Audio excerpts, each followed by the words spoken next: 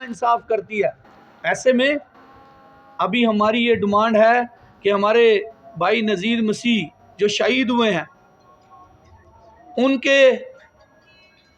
جو انگیزڈ لوگ ہیں جن پر ایف آئی آر کاٹی گئی ہے اس میں دفعہ 302 تعزیرات پاکستان دفعہ 302 بھی لگائی جائے، کیونکہ یہ کسی بھی انسان کو یہ اختیار نہیں ہے کہ وہ کسی بھی شخص کو چراہے میں کھڑا کر کے مار دے۔ کوئی جب قانون موجود ہے، جب گورنمنٹ موجود ہے، جب عدلیہ موجود ہے، جب فوج موجود ہے، جب ہمارے ہر طرح کی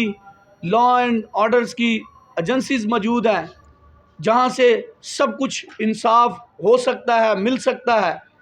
تو پھر ایسے میں ایسے شخص کا خود سے ڈیسیژن کرنا، خود سے فیصلہ کرنا کہ یہ ایک مجرم ہے اس کو مار دیا جائے، یہ پہلی بار نہیں ہے۔ ہر بار ایک بڑا موب آتا ہے اور وہ آ کر اس طرح کے واقعات کو کرتا ہے۔ میں سمجھتا ہوں کہ اس میں صرف ہمارے ملک کی بدنامی تو ہے ہی ہے، مذہبی طور پر بھی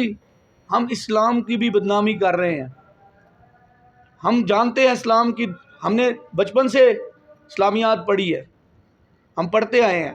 اور یہاں تک کہ ہمارے دور میں تو عربی بھی بڑی لازمی تھی، ہم عربی پڑھتے تھے، اسلامیات پڑھتے تھے۔ ہمارے آج بھی بڑے مسلم دوست ہیں جن کے ہمارے ساتھ بہت اچھے تعلقات ہیں، لیکن ایسے میں یہ کون سا درس ہے جو یہ لیے پھرتے ہیں؟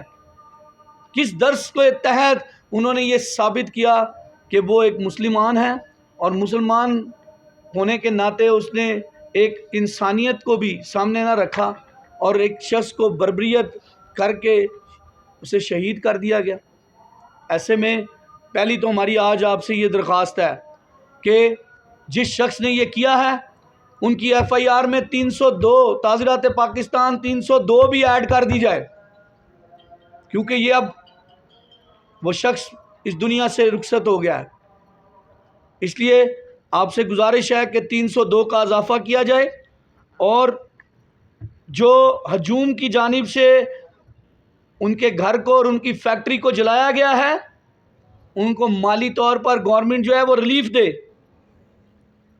بے شک اس ریلیف سے ان کو تسلی تو نہیں ہوگی، کیونکہ ان کا ایک بڑا خاص رکن گھر سے چلا گیا ہے، اس دنیا سے رخصت ہو گیا ہے، لیکن تو بھی یہ گورنمنٹ کا حق ہے، ریاست کا یہ فرض ہے کہ وہ ہماری جان و مال کی حفاظت کرے۔ ایسے میں ریاست ان کو مالی طور پر ریلیف دے۔ اور میں یہ کہنا چاہتا ہوں کہ یہ جو جھوٹا الزام لگانے والے ہیں ان پر بھی 295 سی بی کی بھی جو ہے وہ جو ہے ایف آئی آر کاٹی جائیں، تاکہ ان کو بھی روکا جائے، تاکہ اس طرح سے بہت سارے جو جھوٹے الزامات لگا کر مذہب کو، ملک کو، قوم کو بدنام کیا جاتا ہے، ان سب باتوں سے روکا جائے۔ ایسے میں جب عدالتیں موجود ہیں، جب سب کچھ موجود ہے، تو پھر گزارش یہ ہے کہ آپ کیسے ایک دم سے ڈیسائیڈ کر سکتے ہیں۔ حال ہی میں ہم نظریاتی کونسل، جو اسلامی نظریاتی کونسل ہے، ہم ان کے ساتھ ملے، انہوں نے بھی اپنی ایک پریس ریلیز جاری کی اور آج ہم اس کی بھی تائید کرتے ہیں، اور انہوں نے اس موقع پر کہا کہ ہم یہ سفارش پیش کرتے ہیں کہ اس طرح کے جرم کے فیصلوں کے لیے خصوصی عدالتیں بنائی جائیں، کیونکہ یہ روز بروز ایسے واقعات میں اضافہ ہوتا جا رہا ہے، لیکن ان کے لیے کوئی خصوصی عدالتیں قائم کی جائیں جو دن رات سماعت کرنے کے لیے ہوں۔ ان پر جرم جو ثابت کرنا ہے وہ عدالت نے کرنا ہے، تو اگر عدالتیں خصوصی طور پر اس جرم کے لیے قائم کر دی جائیں اور خصوصی طور پر دن رات ان کی سماعت کی جائے، تو اس منصوبہ بندی سے ان واقعات میں کچھ کمی آ سکتی ہے۔ تو ہماری بھی سفارش یہی ہے، جو اسلامی نظریاتی کونسل نے حال ہی میں 29 تاریخ کو ایک پریس کانفرنس کی، اس میں ان کی بھی ایک سفارش یہ تھی، اور ہماری بھی ان کے ساتھ یہی سفارش ہے۔ ہم اس بات کو انڈورس کرتے ہیں، اور ہم یہ کہنا چاہتے ہیں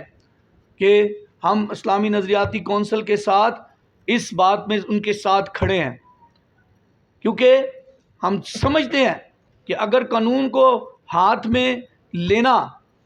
یہ جرم ہے تو قانون کو اپنی ذمہ داری کو بھی پورا نبھانے کی کیا ہے ضرورت ہے۔ ایسے میں اگر عدالتیں اسپیشل طور پر ان کے لیے بنائی جائیں گی، قائم کی جائیں گی، تو پھر فوری طور پر کوئی اچھے اقدامات اٹھائے جا سکتے ہیں۔ یاد رکھیں کہ ہمارے ملک میں بسنے والے تمام مسیحی انہوں نے پہلے بھی اپنی جانیں دی تھی، آج بھی اپنی جانیں دینے کے لیے تیار ہیں۔ ہم نے ملک کے استحکام کے لیے پہلے بھی محنت کی، آج بھی محنت کرنے کے لیے تیار ہیں۔ ہم نے ملک کے لیے جو قربانیاں پہلے بھی دیں، قدم قدم پر کھڑے رہے، آج بھی ہم کھڑے ہونے کے لیے تیار ہیں۔ بہت سارے لوگ یہ سمجھتے ہیں کہ ان واقعات کے بعد ہم ملک سے بھاگ جائیں گے۔ ایسا نہیں ہے، یہ ملک ہمارا ہے، ہم اس ملک میں رہیں گے، اور اس ملک میں رہتے ہوئے ہم اپنی ریاست کو، اپنے عدلیہ کو، اپنی افواج پاکستان کو کبھی بھی رسوا نہیں ہونے دیں گے۔ لیکن ایسے میں عدلیہ اور افواج پاکستان سے اور گورنمنٹ سے بھی گزارش ہے کہ آپ بھی اقلیتوں کے اس حقوق کو سامنے رکھیں۔ چلے میں آج یہ بھی کہتا ہوں کہ اگر اقلیتی حقوق نہیں تو انسانی حقوق کے تحت ہی کچھ نہ کچھ کر دیں، اور اگر انسانی حقوق کے تحت آپ کچھ قدم اٹھا لیں گے تب بھی کچھ ان واقعات میں کمی ہونا شروع ہوگی۔ تو گزارش یہ ہے کہ جتنے آج تک واقعات ہو گئے ہیں وہ بہت انف ہے، اب اس بار کسی کو عبرت کا نشانہ بنائیں تاکہ ایسے واقعات نہ ہوں، تاکہ ملک کی بدنامی نہ ہو، تاکہ مذہب کی بدنامی نہ ہو، تاکہ قوم کی بدنامی نہ ہو۔ ایسے میں آپ سب کا تہہ دل سے مشکور ہوں